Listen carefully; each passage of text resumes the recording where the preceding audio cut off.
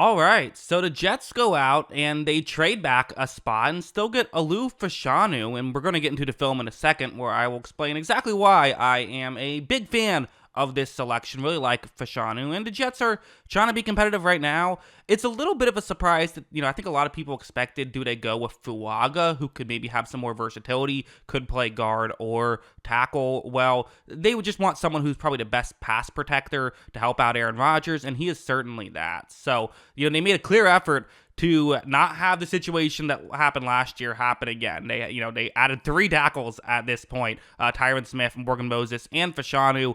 So I'm not sure who's good. I wouldn't be shocked if Fashanu even starts on the bench, but with the idea that he could play at some point, because, those guys are older tackles that would be starting. I don't really know, but I think it could be a really good tackle, and, I could talk about it. But instead, let's just get into the film and let me show you why I like this pick so much. Let's start off with a play like this. So, a lot of what we hear with Olu Fashanu is just how good he is as a pass blocker. But that's, there's a lot more to it than just like, are you good at pass blocking or not good at pass blocking? There's a lot of different scenarios you might be in. For example, this one, which is going to be a pass protecting play, but the quarterback is going to run a play action, and also there's going to be a blitzing player for Ohio State. So Fashanu actually isn't blocking the edge rusher on this play, he's blocking more of a faster player, and that can sometimes create some issues for offensive linemen. Sure, it's a bit of a mismatch, but at the same time, sometimes linebackers are quicker, sometimes they have quicker hands, that kind of stuff. So let's see what Fashanu does here. Well, when this play begins, again, he's so fast in that with his hands in pass protection that it doesn't really matter. He completely has the hand placement he wants. And at this point, as I said, it's a mismatch. He's not going to lose the block from here. As you see, he is someone who is able to hold off that block and do a very good job. So again, really just, very good at this kind of stuff. And I think his pass protecting, in untraditional ways or in traditional ways, like something like this is a good example of what he can just do off the edge, more of a traditional pass rusher trying to block him. And, Fashanu, really tough guy to push out of the way. So, what's the edge rusher going to do here? Well, he's going to try and use some speed. Watch how when this play begins, though, Fashanu is able to get over, and he gets, the hand placement where he wants off towards the side. He kind of has, Fashanu has his right arm on the left sort of shoulder pad area of the edge rusher, but on a speed rush type move, which this edge rusher is trying to pull off, that's exactly where you want it, because now Fashanu can push him away from the quarterback. Watch how that's what he does, and it ends up being really a dominant play on that one, almost a highlight reel level block in pass protection, which isn't always so easy to do. There's a reason why my podcast co-host Kyle has Fashanu as his, offensive lineman number 1 in this draft class, even ahead of Joe Alt, because of the, how good he is and how consistently good he is in pass protection.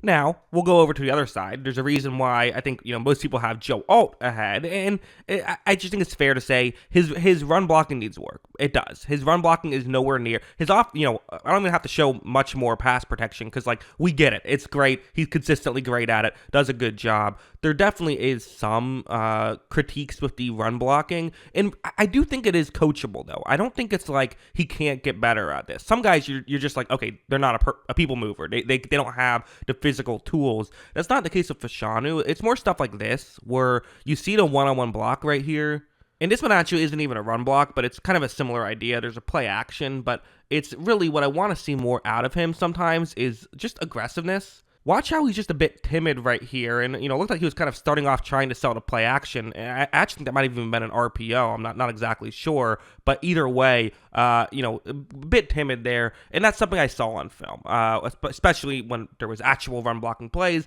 I would love to see him be a bit more aggressive on some of these, and I think that is coachable, but again, sometimes things that appear to be coachable still don't get fixed, so maybe that's bad coaching, I don't know, but just something I did notice. Like a play like this is kind of maybe a better example because, for one, it's an actual running play, but you see him going up one-on-one against an interior defensive lineman right here, and it's going to be a run towards the top of the screen. So he has to very quickly get up and try and block the defensive lineman out of that area. But early on, he's just not really in position to do that. Now, it was a good job by the interior defensive lineman. It was. But again, I do feel like there could have been maybe a bit more aggressiveness in the beginning of that play to try and help get that defensive lineman out of the area.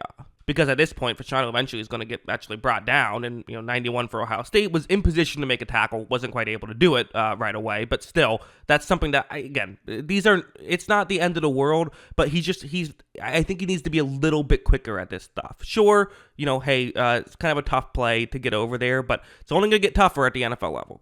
Defensive linemen are only faster once you get there, so that is probably my biggest concern about him. It's fixable. It's an issue that can be fixed, but I am concerned if it will be fixed. I also think just going through these now, these are a couple examples, but again, it's a consistency thing. If these were only 2 times I saw him have this issue, I wouldn't even bring it up. But I consistently saw it when watching film. These are 2 examples of what I consistently saw. But let's go back to some positives, because this is what I really like about him. Is I think he's a smart player. I think he really understands who he has to block. Things like this, where it's kind of a clever block, pass rushing concept. The player who's lined up on the edge is going to drop back into coverage, so Fashanu is going to have to block the other player who is in that area. But when it begins, watch him read this play so quickly, and he does get over to, again, get the hand placement he wants and get in really good position to be able to make this play. Of course, when he has his hands in position, he's going to make the block, and he pretty much always has his hands in position, so he pretty much always makes the block. I do have a couple of critiques for Fashanu, but they do not outweigh the many positives I have. I really see him as a day 1 good pass protector and maybe a year 3 good run blocker. I do wonder how, if there is some coaching up that needs to be done there is all. And again, if you look at sort of the, analytics, the pass protecting stuff is elite. The run blocking stuff, not quite as elite. It is what it is. But again, a lot of people would much rather have a pass protecting tackle than a run blocking tackle. So if that's why he's that's why he's, in my opinion, one of the best offensive linemen in this draft class and one of the best players in this draft class. So yeah, those are my thoughts. What are yours? Let me know in the comments below. Always love hearing from you. And of course, as always, thanks for watching. Hey, you made it to the end of the video. I appreciate that. If you want to see more videos like this, make sure you hit the subscribe button or just click on the channel itself. I will be covering every little detail about this draft, so, if there's anything you're interested in, I'm sure I have a video about it. Make sure you check that out. Also, if you like movies, make sure you check out my movie channel. The link is in the description for that.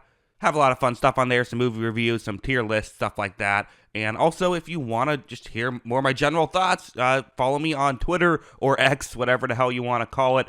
Link is in the description for that as well. And once again, thanks for watching. I do appreciate it.